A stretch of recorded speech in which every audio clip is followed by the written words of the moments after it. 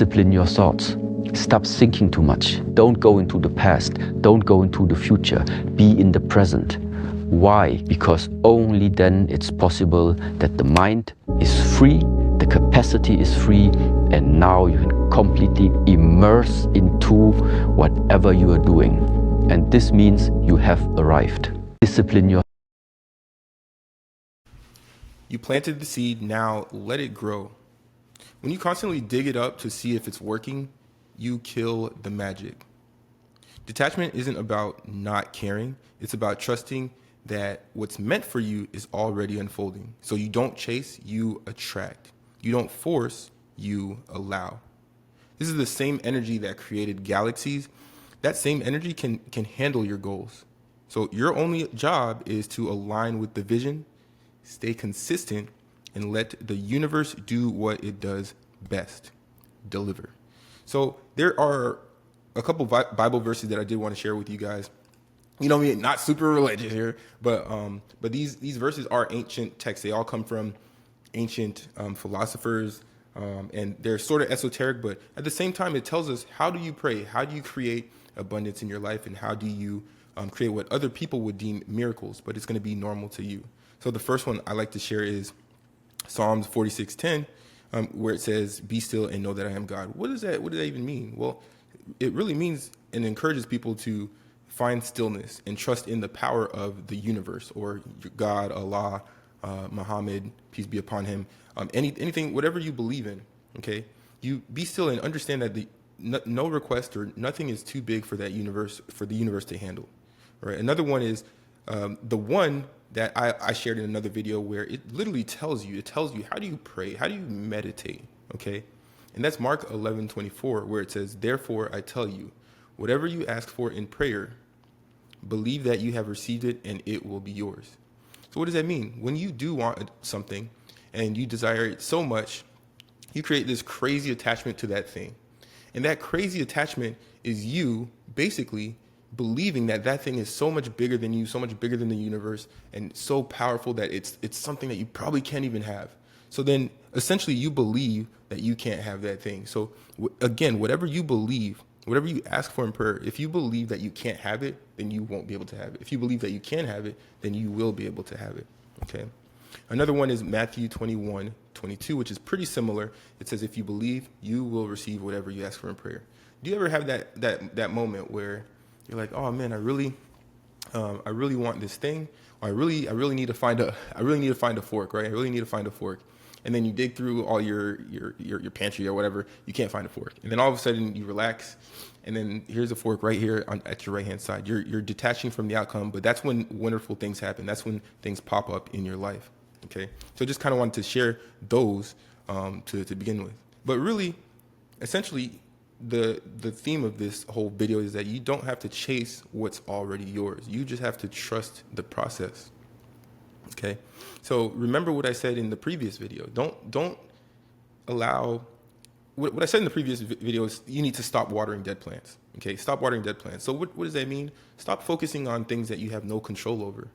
So yeah, you got an F on this project, or you lost this amount of money. You're focused on that. You're going to continue to fall down that path if you focus on those things. Stop watering those dead plants. Instead, turn your focus onto things that make you feel good, that make you feel great, things that are abundant in your life, things that you are thankful for. And then you will continue to get more of those things as your thoughts are aligning with those things. So keep in mind that where energy flows, where attention goes. And it was Neville Goddard who said that the biggest human problem is our lack of attention and poverty of imagination. Again, that's lack of attention and poverty of imagination. So imagine big, imagine as big as possible. And then just keep your attention on that thing. Keep your attention on that thing. All right. And we also like to talk about how in the Kybalion, they talk about how the all is mind, the universe is mental. That's a universal law. It's the first law, I believe, in the Kybalion. So once the idea is planted, the creation has already begun. So you wouldn't plant a seed and then stand over it every day asking, "Hey, why hasn't it sprouted?" And then you dig it up again. and then the next day you do the same thing. You could do that for 7 years and your tree won't grow.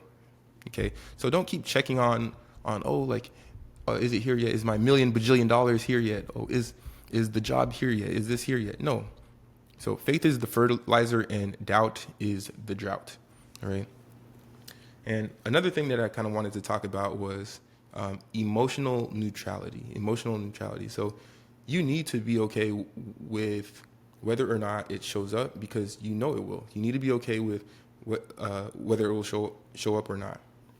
And this is something that Neuro Knowledge talks about on his channel, and I really like his channel. He says the real way to manifest is that whatever you desire, you need to be good with it or without it.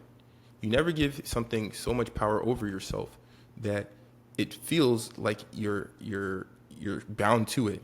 And Deepak Chopra talks about in his books how abundance comes from being good with or without a thing. Okay, your detachment from something is what is going to allow you to have it so easy. Okay, and when you're having such a desire for something, what's actually happening is you're giving off this energy to the universe that, hey, I don't have a thing. So the universe responds only to who you are being. So when you have that massive desire, you're telling the universe, I am not being the person who has the thing.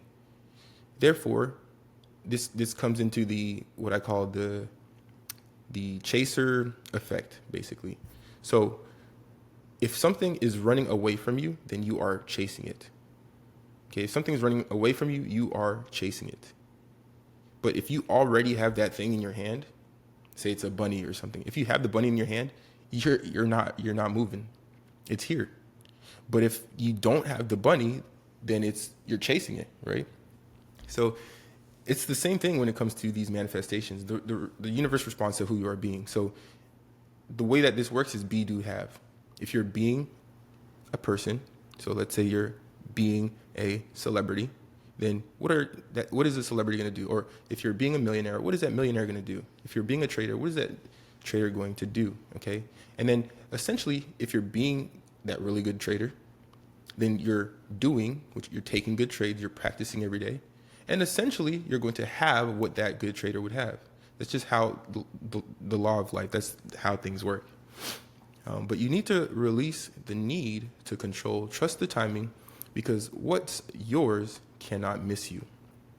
And understand, you need to just be the version of yourself that already has the thing. How do you be that person? Well, that person would not be worried about chasing the thing because it would already be here. Okay. But keep in mind, the work is still required. All right.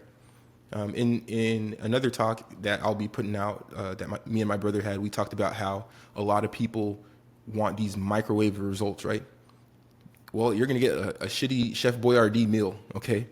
But we talked also about how there's the difference between a microwave result and a cast iron skillet result. That cast iron skillet is a reflection of discipline and really taking care of the process, going through the process of heating it up the correct way. It takes a little bit longer, but guess what? You're going to get a beautiful result. You're going to get that filet mignon, that filet mignon, right? And it's going to taste amazing. While the people who are trying to get these microwave results are like, damn, why does this Chef Boyardee taste like shit? Well, shit, you wanted that microwave result. You got a quick 2-minute sandwich right there, a 2-minute meal, okay? So you still have to put in the work. And that, again, goes with being. And then once you're being that person, well, what is that person doing? You're going to have to do what is required to get to where you want to be, right? And then really just kind of wanted to wrap it up. You have to have a mantra. Have this mantra, okay? You have this mantra of, hey, I let go, I allow, I trust that what I planted will bloom in divine timing, okay? And everything that you desire, I promise, will come to you.